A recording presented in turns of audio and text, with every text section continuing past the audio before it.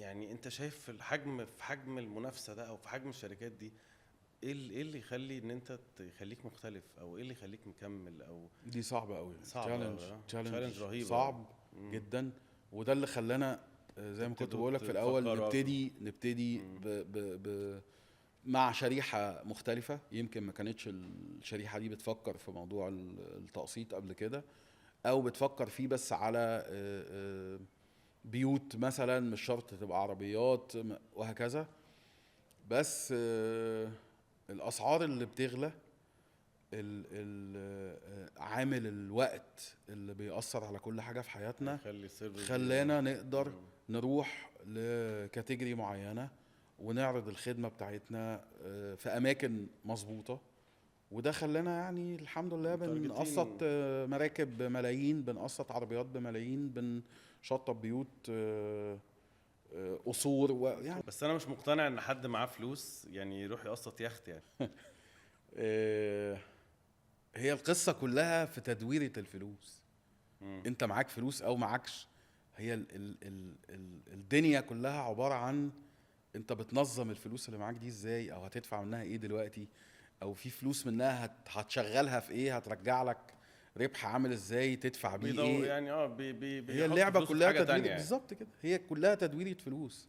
مش لازم ان انا لو معايا الفلوس اروح احطها كلها النهارده وافضل قاعد ما عنديش، او قاعد. على فكرة في ناس كتير بتعمل ده، يعني في كونسبت زي ما كنا عايشين زمان، اللي معوش ما يلزموش، مم. قبل الفكرة بتاعت التقسيط صح. دي ماشي. ده ما بيحصل. بس انت وبيحصل، وفي ناس كتير جدا جدا، يعني كنت اتمنى ان انا ابقى واحد منهم. مم. بس للاسف ما ساعات الطموح، او ساعات الاحتياجات، او العوايز، خلينا نسميها كده، صح. بتبقى اكتر بشويه من اللي انت تقدر عليه النهارده. من امكانياتك يعني.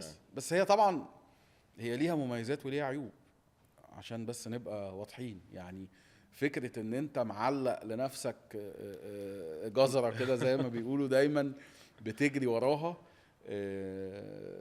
هي لازم هي لعبة خطيرة، ولازم تبقى محسوبة كويس، عشان هي عواقبها مش دايما بتبقى كويسة يعني. انتوا وصلتوا الناس اللي يعني ما كانتش في دماغها موضوع التقسيط ان هي تقسط، هي دي كانت برضو هي دي فكرة تانية. الفكرة، هو اه. يعني الفكرة كانت ان صاحب العمل ده، او الراجل اللي عنده دخل معين، هو ما بيفكرش يقسط قوي.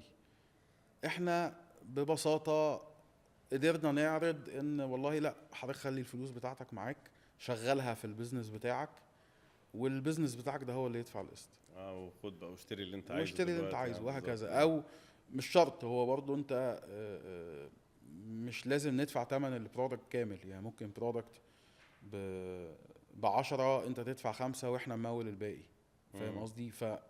يعني اه، من هنا جت انتوا بتبقى الفكرة دي. افكار يعني، انت بتحاول تخلق افكار جديدة عشان المنافسة الموجودة يعني.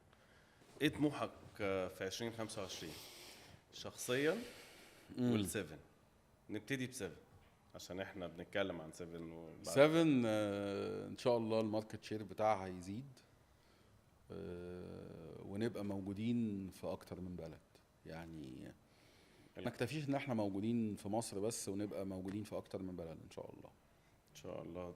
طيب كنا عايزين نتكلم برضو عن حاجة، ان انت اي شركة بتروحها بتبقى تقريبا من الفاوندرز بتوعها.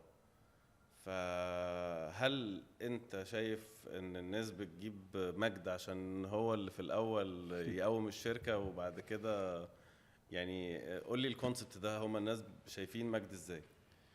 آه، يعني انت كل الشركات اللي انت رحتها ما شاء الله نجحت وكبرت وقمت انت سايبها، رحت على الشركة اللي طيب بعديها. خليني يعني بص،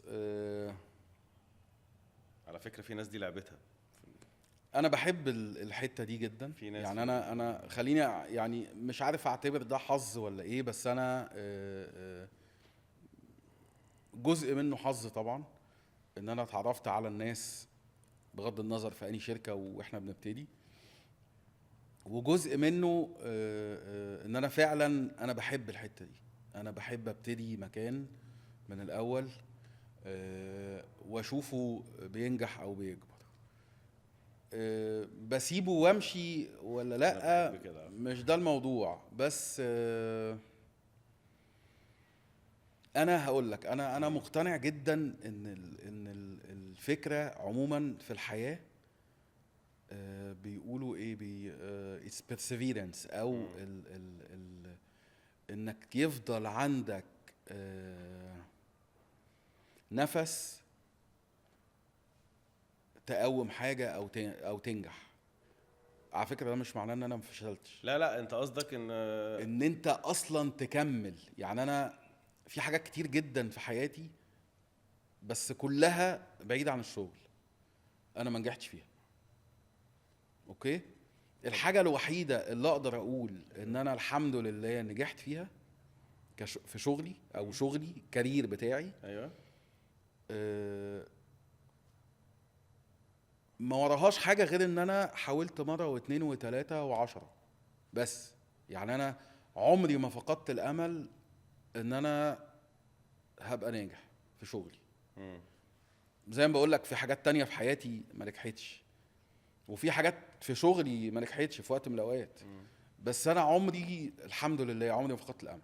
القصه كلها طول الوقت. يعني دايما كنت بستغرب الناس لما بيقول لك اصل احنا حاولنا وما نفعش. ايوه، مم. حاولت كام مره؟ مره واثنين وثلاثه. حاول تاني يعني. ليه ما خليتهمش 30؟ مم. فاهم قصدي؟ فانا شايف ان النجاح، سواء بتبتدي حاجه من الاول، طبعا هو بيبقى مختلف في الاول عن ان انت بتستلم حاجه شغاله او حاجه اوريدي عندها سيستم معين. آه، النجاح جاي من ان انت من كتر المحاولات ومن كتر استمرارية يعني، او ان انت الفشل واستمراريه ومثابره يعني. مم. هي ما بتنفعش غير كده. انما فكره اصل انا جربت وما نفعش، لا، انت هي اسمهاش جربت، هو انا اسمها انا فشلت. مش عيب، كمل مره واثنين وثلاثه وعشرة، في الاخر بتوصل، في الاخر بتنجح. انا عمري في حياتي ما تخيلت، ما كانش من طموحي ان انا ابقى سي او بتاع شركه، مم. الحمد لله من اكبر الشركات الموجوده في مصر يعني. طبعا. بس لو في حاجه ورا النجاح ده، او ورا المكان اللي انا اقدر اقول ان انا وصلت له النهارده، فهي مش جايه غير من ان انا حاولت مره واثنين وثلاثه وعشرة واتعلمت وكتير كنت قافل دماغي وكتير كنت غبي، بس اغلب الوقت كنت بتعلم الحمد لله من اخطاء الناس اللي حواليا ومن الناس اللي انا اشتغلت معاهم. بصراحة مفيش حاجة أحلى من كده نختم بيها يعني.